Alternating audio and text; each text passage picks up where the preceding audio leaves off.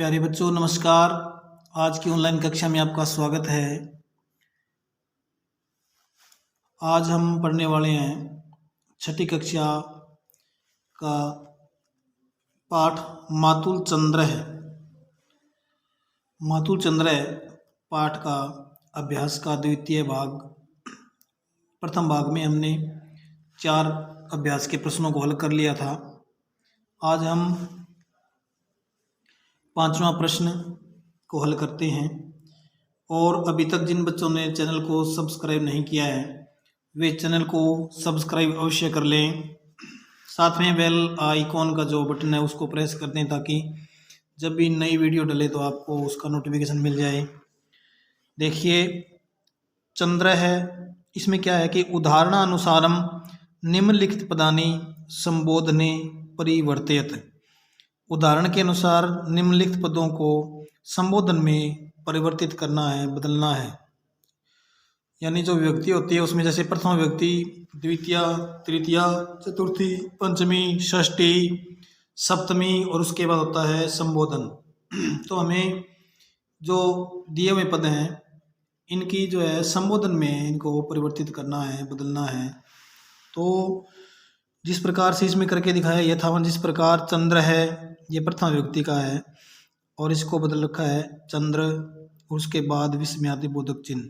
यानी संबोधन में जब कोई बदलते हैं हम या लिखते हैं तो उस पद के बाद विस्मयादि बोधक चिन्ह लगता है। जैसे अब इसको बदलिए, जैसे शिष्य है ये प्रथमा का है, इसको हम संबोधन में बदलते हैं तो इसमें लिखेंगे शिष्य और इसके बाद विस्मयादि बोधक चिन्ह।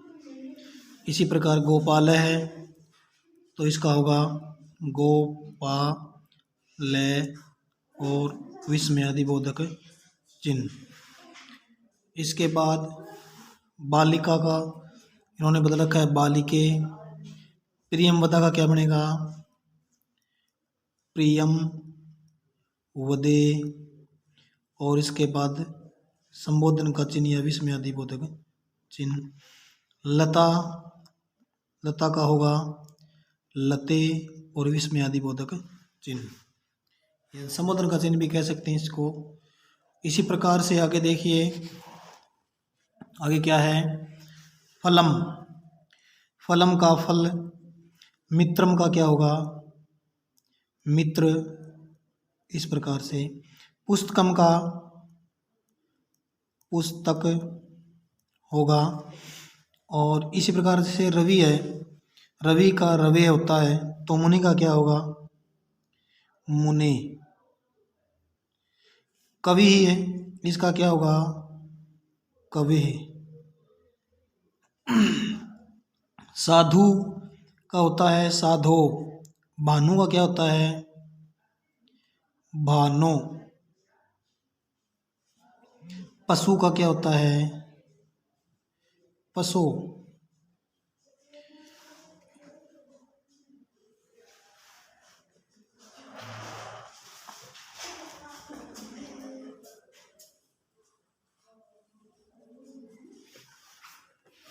इसके बाद देखिए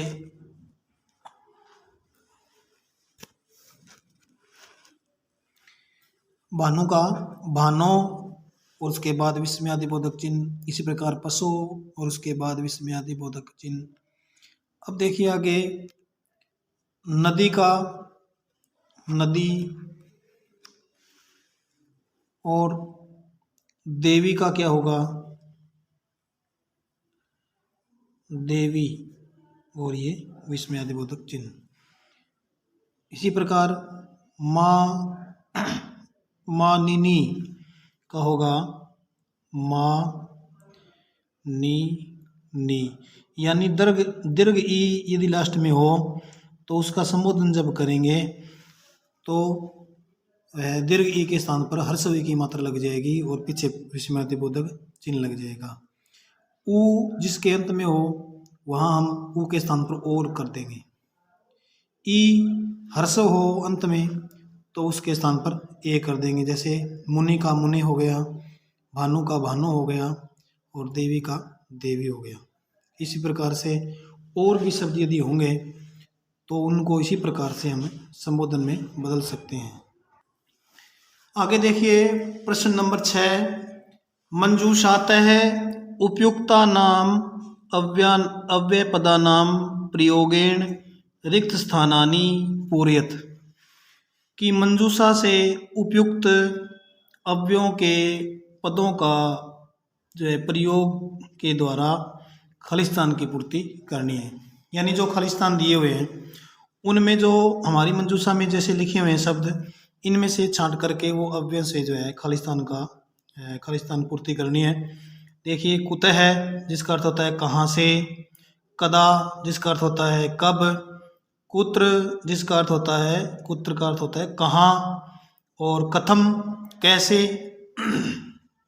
या किस प्रकार, और किम का अर्थ होता है क्या।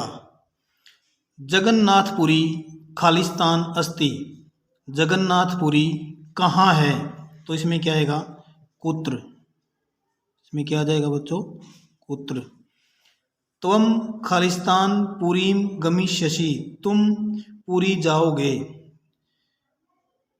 तो इसमें क्या आएगा कदा, कदा का मतलब होता है कब, तुम कब पूरी जाओगे, इसमें क्या आएगा कदा।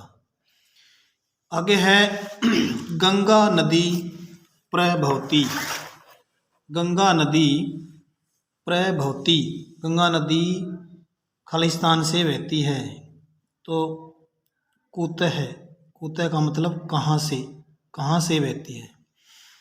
तव स्वास्थ्यम तुम्हारा स्वास्थ्य खालिस्तान अस्ति, खालिस्तान है। कथम मतलब कैसे है, तुम्हारा जो स्वास्थ्य है वो कैसे है। वर्षा काले मयूरा किम कुर्वन्ति, इसमें क्या आएगा किम, किम का अर्थ होता है क्या, और कुर्वन्ति माने करते हैं, कि वर्षा काल में मोर क्या करते हैं। जगन्नाथपुरी कुत्रस्ति, जगन्नाथपुरी कहाँ है। त्वम कदा पुरीम गमिष्यसि, तुम पुरी कब जाओगे। गंगा नदी कुतः प्रभवती, गंगा नदी कहाँ से बहती है। तव स्वास्थ्यम कथ्यम अस्ति, तुम्हारा स्वास्थ्य कैसा है। वर्षा काले मयूरा किम कुर्वन्ति, वर्षा काल में मोर क्या करते हैं। ये खालिस्तान से हमें भरने थे। अब देखिए प्रश्न नंबर 7, इनमें क्या करना है। इस प्रश्न के अंतर्गत तत्सम शब्दान लिखत, तत्सम शब्द लिखने हैं। तत्सम शब्द कौन से होते हैं। तत्सम शब्द वे होते हैं जो संस्कृत भाषा के शब्द होते हैं और हिंदी में प्रयोग होते हैं, वो तत्सम होते हैं। और संस्कृत भाषा के शब्दों में कुछ परिवर्तन करने के बाद जब हिंदी भाषा में प्रयोग होते हैं तो वो होते हैं तद्भव शब्द। ये हिंदी भाषा के अंतर्गत आता है वैसे तो, लेकिन तत्सम शब्द लिखने का मतलब है कि संस्कृत के शब्द लिखने हैं। जैसे मामा शब्द है, इसका संस्कृत का शब्द क्या होता है, इसमें आया है मातुलह, मातुलह का मतलब मामा। मोर का क्या होता है मयूरह है, मयूरह का अर्थ होता है मोर। तारा, तारा का होता है तारकम, तारक। देखिए इसमें होता है तारकम, तारकम तारा। कोयल का होता है पिकह, और कबूतर का होता है कपोतह, कपोतह। इसी के साथ इस पाठ का जो अभ्यास कार्य है आज संपूर्ण हो गया, और आगे की कक्षा में हम आगे का अध्ययन करेंगे।